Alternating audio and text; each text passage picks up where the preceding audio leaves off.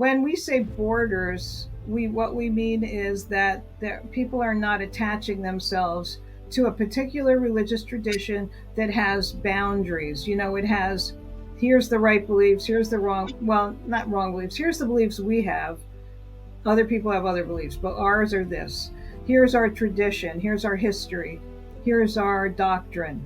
Um, and so it's really not about, you're right or you're wrong. It doesn't have to be about orthodoxy per se. It's about, if you're in our group, this is pretty much where we stand. Dynamic biblical discussions with special guests exploring tough biblical issues, academic scholarship, ethics, archaeology, textual criticism, Old Testament, New Testament, Bible interpretation, apocalyptic literature, Christian history, ancient Near East cultures. You're tuned in to Conversations with Pastor Cliff on Puluso Ministries. Good day, everybody. Welcome back to another episode on Conversations with Pastor Cliff. And today I have a wonderful guest, and her name is Linda Mercadante. She's done a lot of work in the field of interreligious and multiple religious belonging. And today we'll be talking about her book that she published in 2014, and it's called Beliefs Without Borders. Belief Without Borders. Linda, welcome to Conversations with Pastor Cliff. Thank you, Cliff. Linda, I know this is quite intriguing, the conversation we're going to have on this book that you penned in 2014. And I know it has certainly changed a whole lot of understandings and a lot of answers and questions that I had in mind before I actually read the book. But before we dive into it, I'd like you to probably introduce yourself to our audience, tell them a bit of background as to who you are and what has led you to do the type of work that you are doing. Okay, Cliff, thank you. I do not come from a religious background, which is partly the reason I am interested in people that are not religious. My father was an immigrant, actually, from Italy, and he was Catholic in Italy. And my mother was first generation immigrant from Eastern Europe and Jewish. So they married during a time when that was not a popular thing to do, but it was. They loved each other. They got married, but now the question was, what do they do with their religions? And basically, they just put them on a back shelf as though they were a wedding gift. They were embarrassed of. They put them away, and there was no religion in our home. So I grew up with that, and even as a small child, I wondered, how come other people have these traditions and I don't? So also the other pressing question was, during World War II, which my father fought in, it sounded like, from a child's perspective, that Jewish people were being killed by Christian people. And so what did that make me? It was really a dilemma for me. I didn't have a place to fit in, and I wondered how I could be like almost schizophrenic, like two types of traditions. One hated the other. It just didn't make sense. So eventually I became a person that was I was not religious, but then I became interested in spirituality because people around me had spiritual traditions and they were religious. So I eventually became spiritual, but not religious. I did this for quite a while. I actually went through a period of atheism. So in all this back and forth kind of stuff, religion became of great interest to me, and spirituality. So I had a conversion experience when I was a young adult in my early 20s. And I decided to set out on a path of learning as much as I could about all these things, and ended up going to getting a master's degree and then a PhD at Princeton in theology, because my question was, how could you have beliefs that sound really good when you're religious? Love, God loves you and God is love and all that, and then hate somebody else who pretty much is professing the same things. And so I decided to study, and in the end, I felt a call to ministry, and I got ordained in the Presbyterian Church, which I chose actually as an adult because it was really open to intellectual questioning. That was the main draw. That was very important to me. They didn't say anything was off limits. Question, study, dig in, and see where you come out. I like that. And so that's where I was at. I ended up teaching in a seminary. Actually, it was a United Methodist seminary for 32 years. And then well, from the beginning, I noticed a decline in organized religion. And I felt like, gee, what did I do? Join the Titanic, the story of the Titanic, the boat that sank, was supposed to be completely perfect and new and, unsinkable. Um, so I decided to look into that, and that led me to this rise in people that are not religious, but they say they're spiritual but not religious. And I've been studying that ever since. And so I don't teach at the seminary anymore. Now I have my own business called Healthy Beliefs, Healthy Spirit, which is research, writing, and giving talks. So it's been a long journey, basically, I guess. And the reason I wrote the book is because I felt that people were not taking spiritual but not religious people, also known as SBNRs, they weren't taking them seriously. The church, while, of course it was threatened, also was just making fun of them. Sometimes they were just saying they were lazy, or they didn't want to get up on a Sunday morning, or they were shallow, or they were eclectic, like salad bar spirituality. So I thought, that's not really fair, because I was spiritual but not religious, and I had very serious theological questions. So I thought somebody ought to let them speak for themselves. And I ended up interviewing hundreds of people that are SBNR. And that's how the book came about. It's published by Oxford University Press. It was pretty much vetted by sociologists, which pleased me, and accepted as about, good research, basically. And so I've been continuing my research. Recently, I've interviewed clergy that have moved over to spiritual but not religious, and professors that were teaching at religious institutions that were kind of forced out. So I've just expanded the topic immensely. So thank you, Cliff, for asking me that. Okay, fantastic, Linda. I know the theme "Belief Without Borders" is quite a central theme in your book. And now you mentioned this phrase, spiritual but not religious, and a lot of people these days would identify with those two terms. But is there a Right. distinction in the two terms when someone says they're spiritual but not Mhm. religious? How do you make the distinction? Because you have this fluid kind of relationship between spirituality and religion. How would you distinguish between the two? Well, okay, I'll start by saying it's actually a false dichotomy. In other words, it's used for it's a rhetorical device to explain or justify why people do not want to be attached to traditional religions. Mhm. So, but the thing is, all religions have their own spirituality, and different spiritual traditions are involved in all religions. There could be many. The Catholic Church has many spiritual traditions. And as far as people that say they're spiritual but not religious, they have beliefs and they have practices. So in a way, these two terms are coterminous, they merge.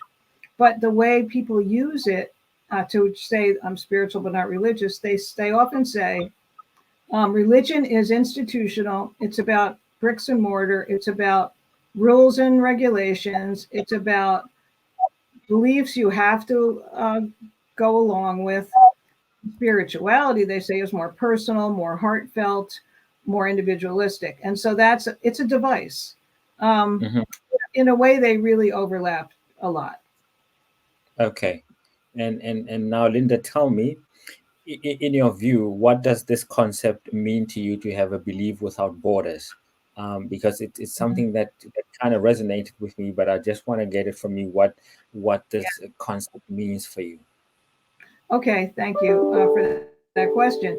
Well, um, when we say borders, what we mean is that people are not attaching themselves to a particular religious tradition that has boundaries. It has, here's the right beliefs, here's the wrong, well, not wrong beliefs. Here's the beliefs we have.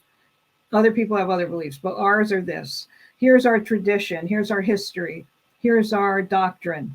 Um, and so it's really not about, you're right or you're wrong. It doesn't have to be about orthodoxy per se. It's about, if you're in our group, this is pretty much where we stand. But if you have belief without borders, which everybody I interviewed had beliefs. It's not like they didn't have any; they had them, and they were similar sometimes across the board, which was very interesting.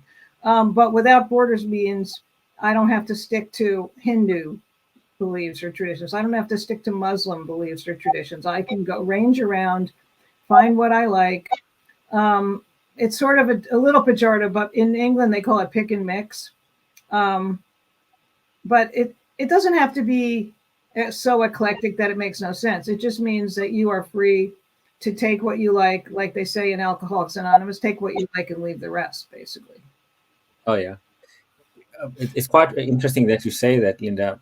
But now, how do you think, in your view, that this concept of belief without borders challenges, normative, traditional ways Mhm. of doing it, in how many people would actually, conceptualize how church is done? Of course, it challenges traditional religions and traditional ways of doing things. But the interesting thing is that religions have never been so boundary wise or bordered that they don't take in things from other places.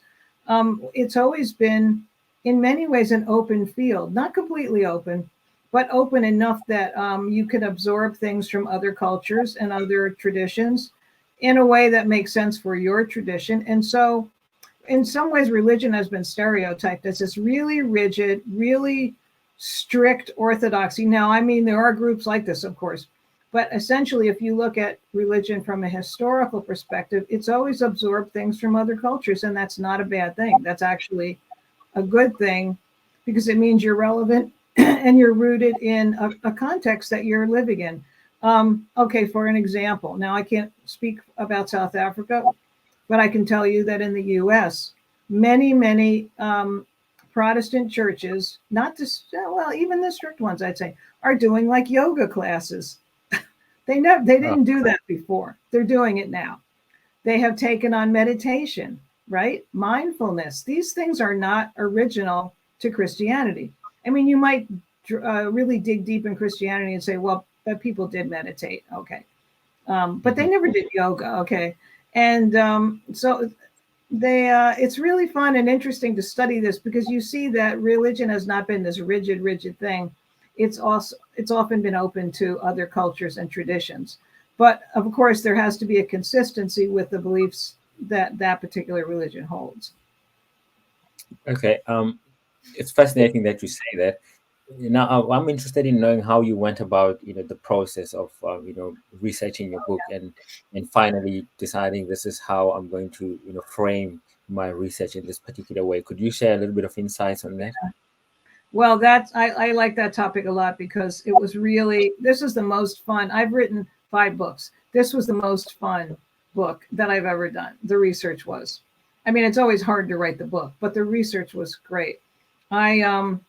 I spent part of about 4 years in Boulder, Colorado, which is like the spiritual but not religious capital. Everything happens in Boulder, Colorado. So at first I thought I would go to retreat centers like Esalen, which is in California, and administer a survey and then tally my results. But actually, that was silly because I'm not that kind of a researcher. I'm a qualitative research, not a quantitative. In other words, I don't do surveys and statistics. I do personal stories and interviews.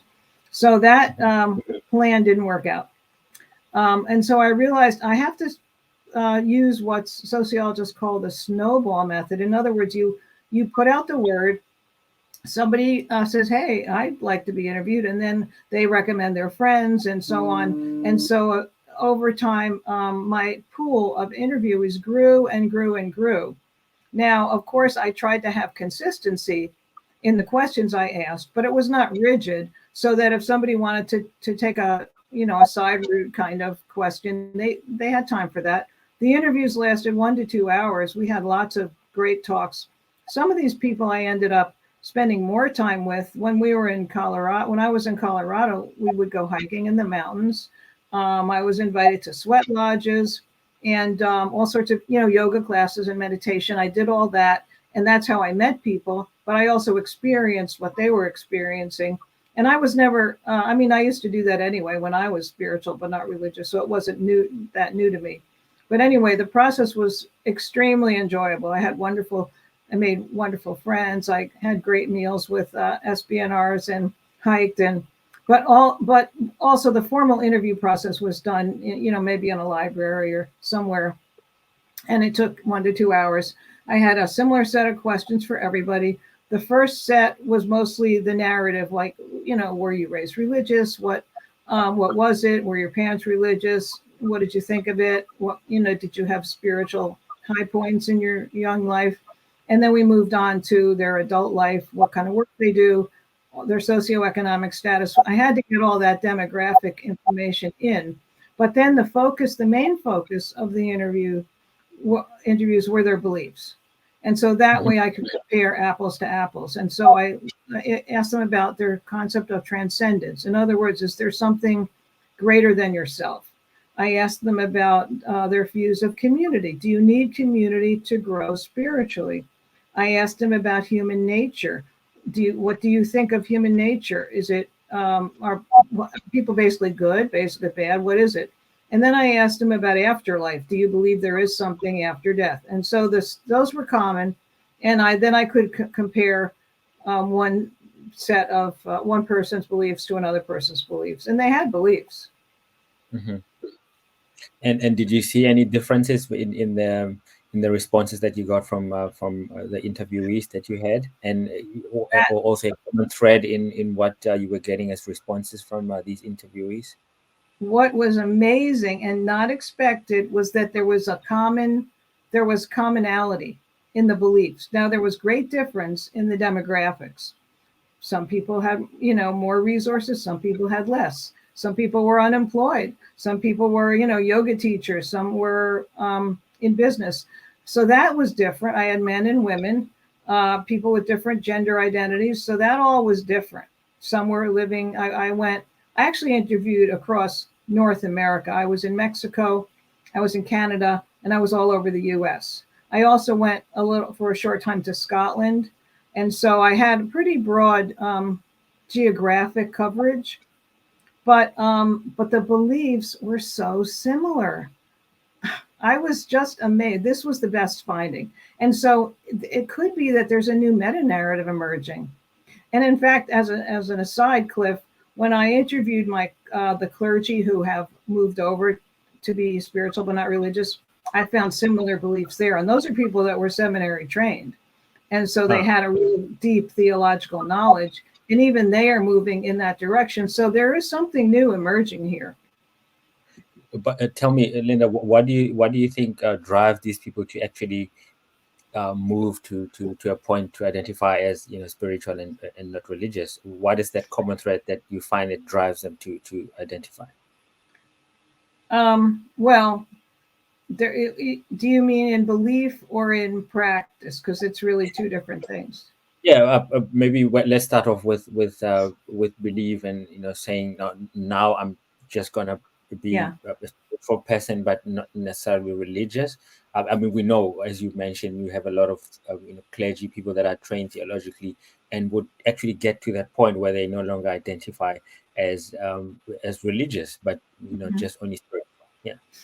Well, speaking of just about the book, though, because the book, there were no clergy in the book. So these are two separate research projects.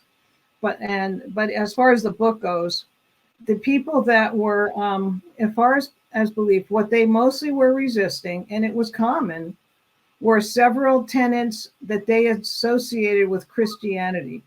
Essentially, what they were protesting were pretty conservative beliefs that they associate with Christianity. Now, I think that they sometimes would stereotype those beliefs because they didn't actually have a lot of actual experience inside religion.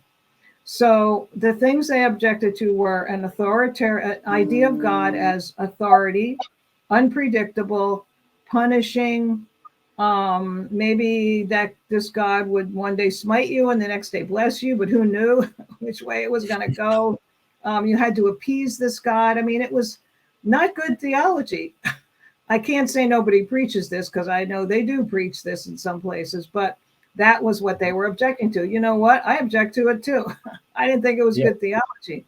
But okay, like as a friend of mine says, well, tell me the God you don't believe in, because I don't think I believe in that God either. Now I happen to believe in God, but not that kind of God. Now, the other thing they protested, this was just fascinating. The second thing they protested was that you need to be involved in a religious community to grow spiritually.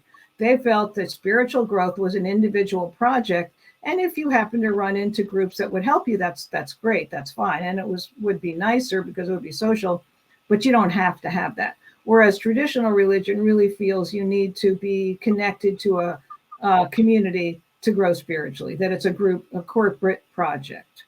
Now, as far as human nature, they that was really good because every single person said, when I said, what does it mean to be human? They said all humans are born good. What were they protesting? They are protesting a stereotype of what in Christianity is called original sin. In other words, you're born bad and God's punishing you for it. Not good theology. Yeah. But they heard it somewhere and they protested it. Maybe I think they were right to protest it.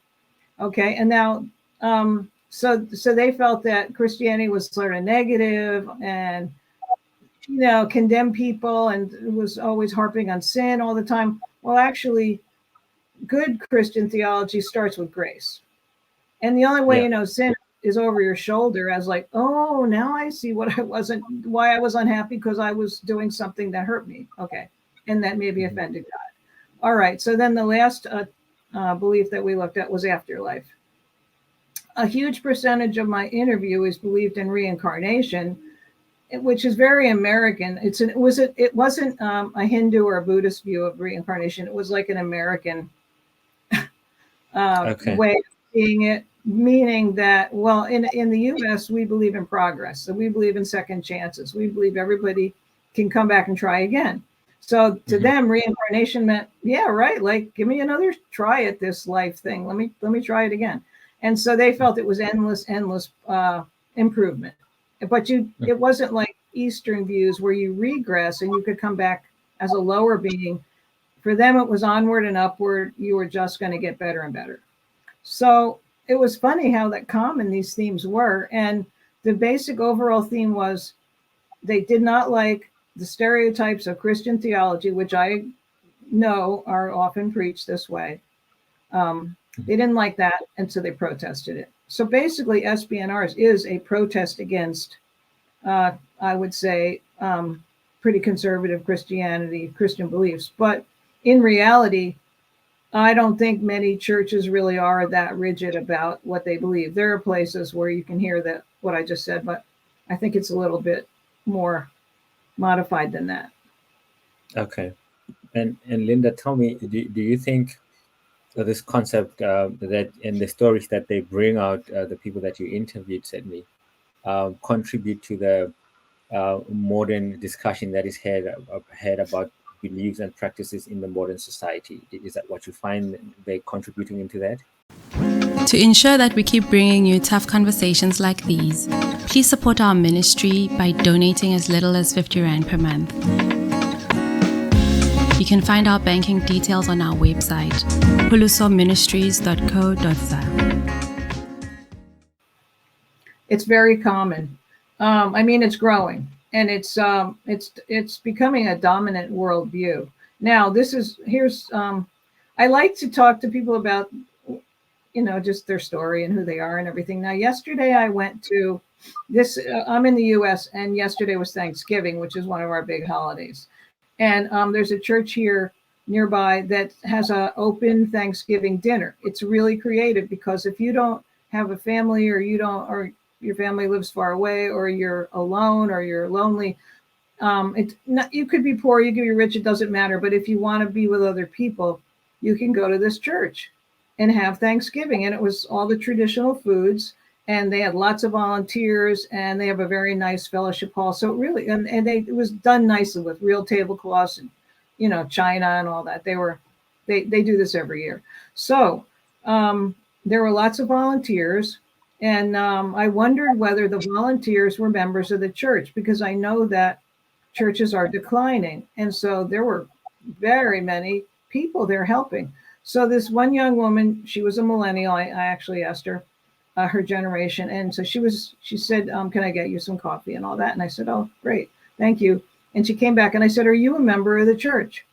And she said, no. And I said, well, how did you come to be here? She goes, well, my grandmother used to take me to this church.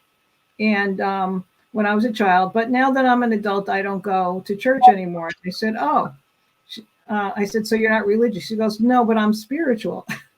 And I was like, okay, here comes the narrative. And I said, well, okay, so what do you mean by that? And she basically explicated what I've been saying. And I said, well, what kind of practices do you have? And she goes, well, I pray. And I said, well, do you believe in a God? No, I don't believe in God. I said, but if you're praying, who's getting, where's it going? Who are you sending it to? She goes, well, that there's a higher power.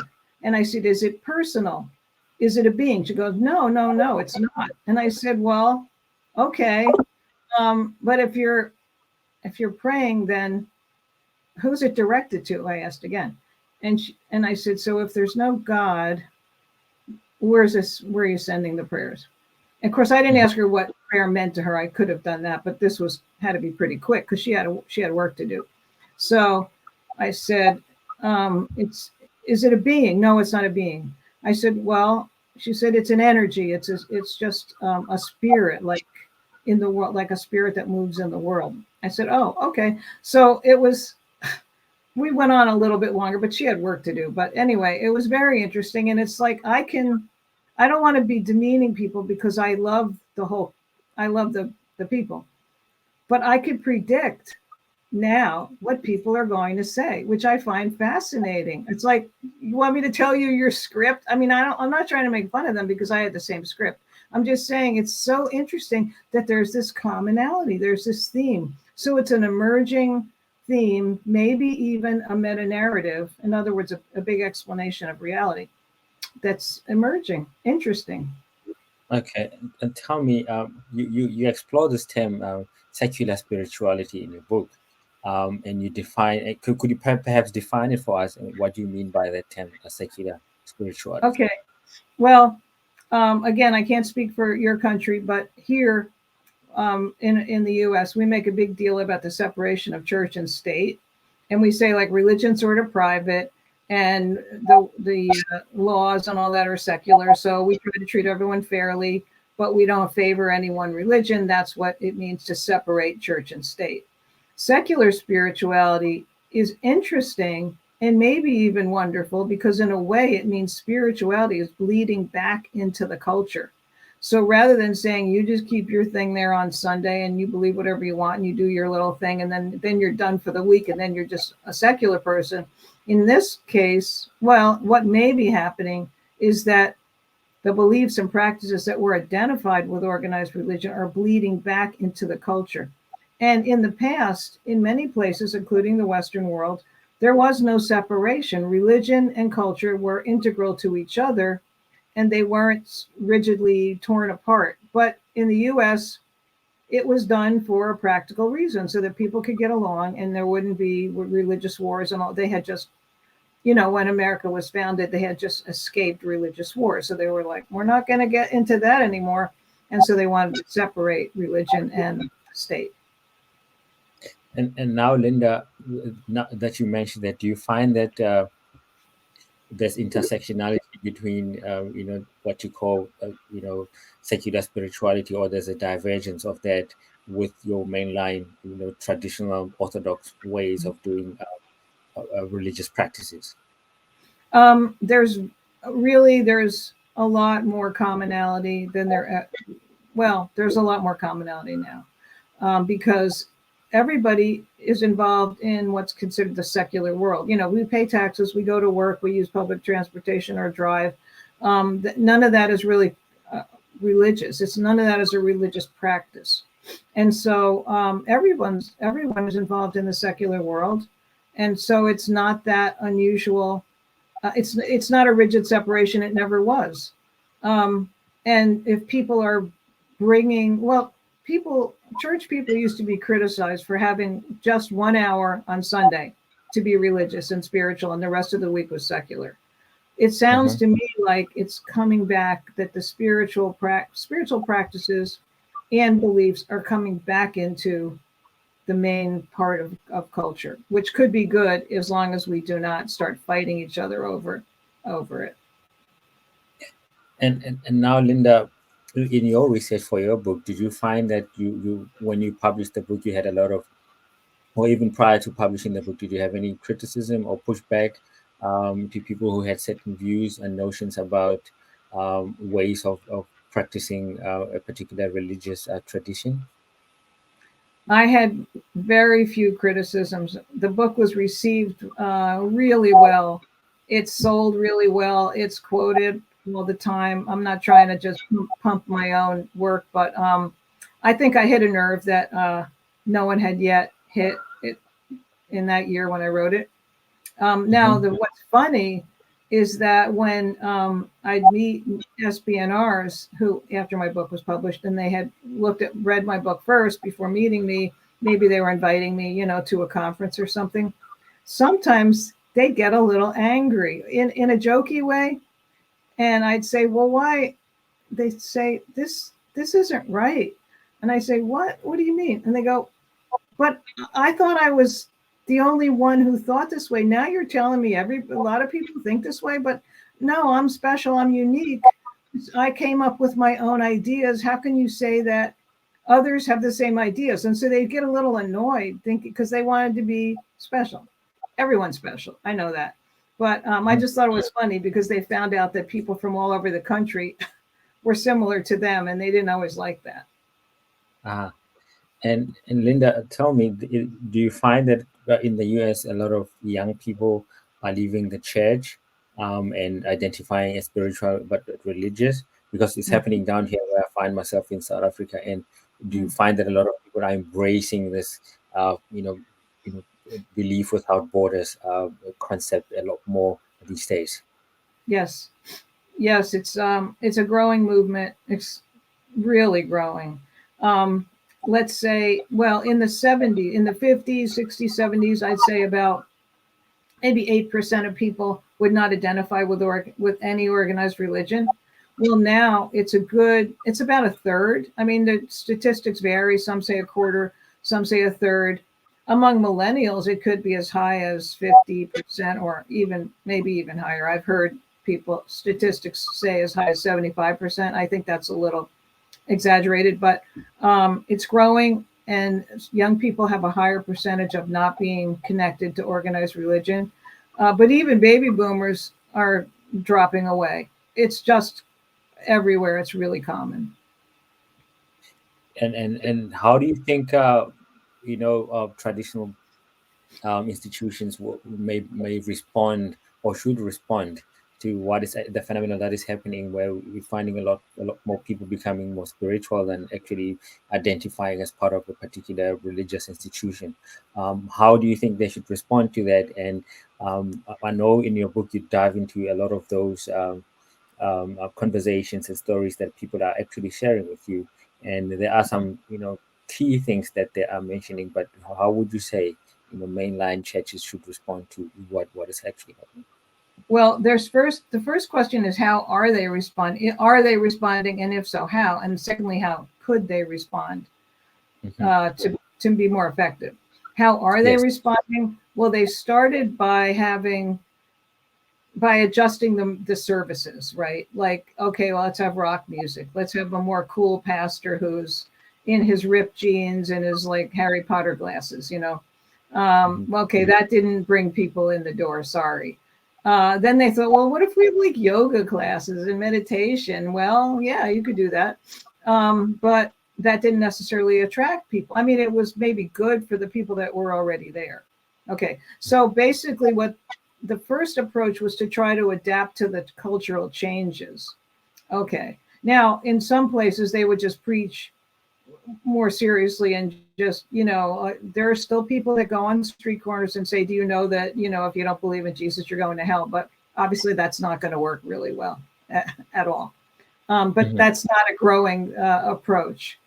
So the first approach was, let's just adapt, let's just be more cool and more modern, and people will come back or they'll stay. I don't think that works. What I think does work, could work, or should work, I don't like to say should because who knows the future, but what I think is a very appropriate approach is to find out what is missing in people's lives around you in your context, because everyone's in a different context. What we have here is a lot of loneliness, a lot of polarization, a lot of things that are very difficult for humans to endure. I mean, and then there's crises like climate change and gun violence. And so these are things that people care about. The church originally, originally they said about Christianity, look how they love each other. Look how they love one another. That drew people in. If the church can go back to its, and I can't speak for all religions, although I think ultimately all religions do believe in loving each other. If we can go back to that and provide what's missing in people's lives, that is the one thing that could probably work. And I don't think you need to always have traditional services where you spend weeks or days preparing and it's, like a performance. I don't think that's necessary.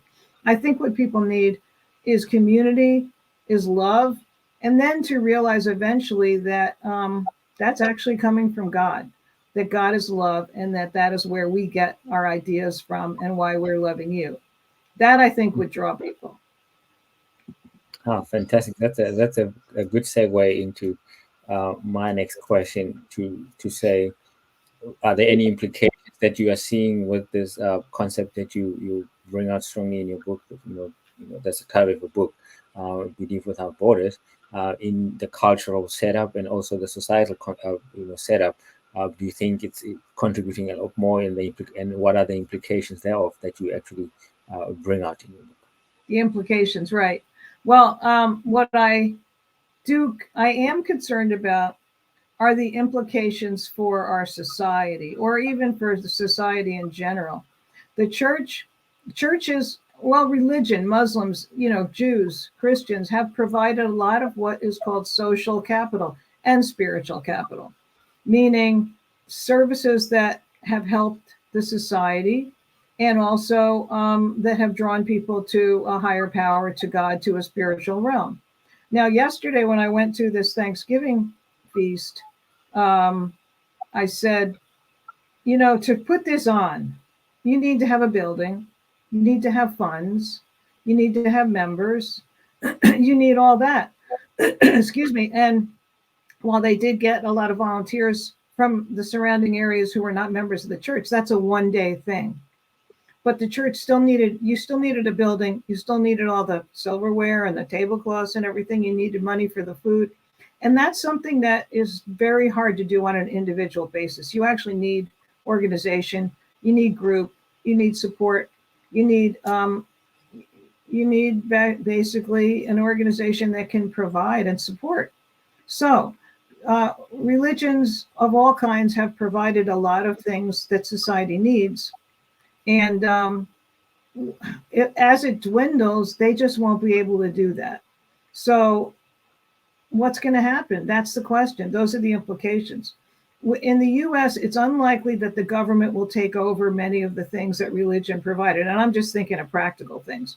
As far as spirituality, obviously the government can never promote anything, spiritual. But what about the practical things that religions have provided? In the 1800s and the early 1900s, most of the hospitals, universities, orphanages, these were things that were promoted and built because of religious values, spiritual values. And they needed a lot of resources to do this. And in groups, you get more resources. So that's what I worry about. What's going to happen? What's going to take over those very important things for society? And what will avoid more polarization and distrust and cynicism? Religion, believe it or not, you sit next to people you may not like if you go to a religious service. But when you get to know them, it's not so bad at the coffee hour. That's just a good practice that you won't get Otherwise, people will go into their niches and they'll be in communities of like-minded people that all agree, or they all like, hiking, and that's all fine. But it doesn't always avoid polarization because you're just choosing the people that you want to be with. Okay. And do you find that the idea of belief without borders is changing the landscape and the future of religion and spirituality and the conversations within that? Hmm. I think it You, is. you, Now, you if think you so? have a diminishing group, yeah, I think it's changing a lot of things. I think it'll be dramatically changing society. The thing is, I can't predict because I'm not, that's not my job. I can't tell you how it will change society. Many people are worried about it, and they write about it. And sociologists who are not promoting religion, they're worried because they want the good of society. So, Mhm. well, what I just said about social capital, yeah, I don't know what's going to happen. I can't be sure, but I think that other things must emerge to take over those roles, and they may, but at this point, we don't know what. And Linda, now, I mean, I know you were not initially a religious person, and you Right. had theological training, and you actually also got ordained as a minister. Did you find in your time in the church that there was a lot of anti-intellectualism in the church, where what comes out of the academy is kind of shunned down or looked down upon, and just spirituality or religious practices without actually giving much thought to it is actually promoted at the expense of intellectuality? Was that your view, or how did you find that? Okay. Well, there is some distrust of of academia and of deep intellectual work. But I didn't find it was so much distrust of it as it just seemed like too much work. And people thought, well, I have intuition. I'm smart. I don't need to go through all that process. So the U.S. does have a reputation for being somewhat anti-intellectual, but it's not as widespread as you might think. I think people value experts and value their opinions. They just think, well, let them do it because it's too much work for me. The problem in our culture is more distrust and cynicism rather than pure anti-intellectualism. In a way, not wanting the academy to tell you how to think is okay because you should use your own brain, your own mind. But the thing is, the different denominations take different approaches. And I chose, because I was an adult, I chose the Presbyterian, the Reformed tradition, because it is intellectual and it allowed me and encouraged me to use my mind. So that I purposely chose that. Hmm. And tell me, in the process of writing your book, did you find that some of your beliefs and perspective shifted as you and evolved as you were doing this research? And if so, how did that shift come about? And where did it land you? Well, it didn't completely change my approach or my beliefs, but what it did do was make me think really hard about what people were moving towards. In other words, if they still believed in a spirit or a higher power, and oftentimes they call it the universe, um, I had to think, well, there is that aspect of God, because I believe in God, that there is that aspect of God that is unknowable, that is mystery. And so maybe people were pretty much trying too hard to put God in a box. And maybe this movement is saying, wait a minute, you can't do that. And I thought, we need to take that seriously. So it helped me realize that there's a lot more connections, that maybe this is, in fact, a spiritual movement that we need and that will open us up to a broader way of thinking. So I think it's healthy in that way. And do you see this conversation on the belief without borders are happening a lot more in the future? I mean, based on what the responses that you got from your interviewees as you were going about your research of the work. Well, belong to a group at the American Academy of Religion, and they are academics, okay, but when we need people that think, that's, get paid to think really hard. I think that's always good. Anyway, it's called Theology Without Walls. Theology Without Walls. So this group of scholars is trying to see, is there a theology or theologies that will incorporate some of these new insights, or actually they're not always new. Sometimes they're lost insights that were available at an earlier time. Is there a way that we can have belief without borders, basically, just like my book says? And so, so it's a really exciting group, and I'm part of that group. And I think that conversation will filter down. Something like Marxism. I mean, he sat in a library and wrote books, right? Mm-hmm. He wasn't out there on the front lines of activists. But his work filtered down and really changed just the culture of many countries. So intellectual work has an effect, but it's not automatic and it's not instant. Yeah, it takes time. I know we're also running out of time, Linda. Okay. Awesome conversation that we're having. But before I let you go, are there any projects that you are working on, and can people plug in to get some of your work? Where can they get your some of the books that you have published? Do you have any online presence where people can follow some of the ideas that you are working on and discussing, or blogs of some sort? Do you have something in that nature? I have a website. It's www.healthybeliefs.org. And there are articles and talks on there. I also have a YouTube channel under my name, or you can look at it under my name or under Healthy Beliefs.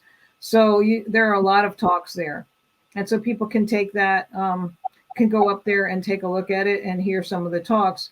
I also have academic articles, and most of them, the most recent ones, are called open source, meaning you don't need to pay, you don't need to you don't need to do anything. You just go there and look at them. So I'm currently working on an article about clergy that have become spiritual but not religious, and that'll be published in Open Theology. And if you go to my website, you can see it over there. Oops, sorry. Oh, you can see it. www.healthybeliefs.org. There's a lot of material there for your that should interest your listeners. Thank you, Linda. I certainly hope that they got a lot out of this conversation, and obviously it has sparked them to speak in the right direction, as you point out in your book, that a lot of them are identifying as nuns, but it's not a good term. You use the term seekers, and I believe a lot of people are seeking to try and find answers, but sometimes the answers are still not there. They're still in process and progress. So yeah, thank you very much, Linda, for your time, and we've certainly been blessed, and I've learned a lot from our conversation, and I certainly hope our audience have had a good share of learning in our conversation that we've had. Thank you very much. Thank you. Let me say one more thing. If you go to my website, I have a contact form, and so if anybody wants to contact me, go to the website, write to me on the contact form. I'll write back to you. So if you want to hear more, invite me to speak at your group, or just ask questions, the contact form is meant for that purpose. Thank you very much. I certainly hope they'll take advantage of that. And Linda, I hope we'll have that conversation on the book you're working on and the clergy. It seems like it's going to be a very good a conversation that we can have around it. Until next time, our folks at home, we certainly had a good time. Thank you very much, and God bless you. Bye-bye. Puluso Ministries is a non-profit educational enterprise founded in 2019. The ministry is informed by academic scholarship. At Puluso, we embrace multiple perspectives in our engagement with Scripture. We seek to provide non-Christians and Christians from all backgrounds and denominations with resources that provide an honest intellectual engagement with the Bible. We embrace multiple perspectives in fostering a more open, moderate society into the 21st century and beyond.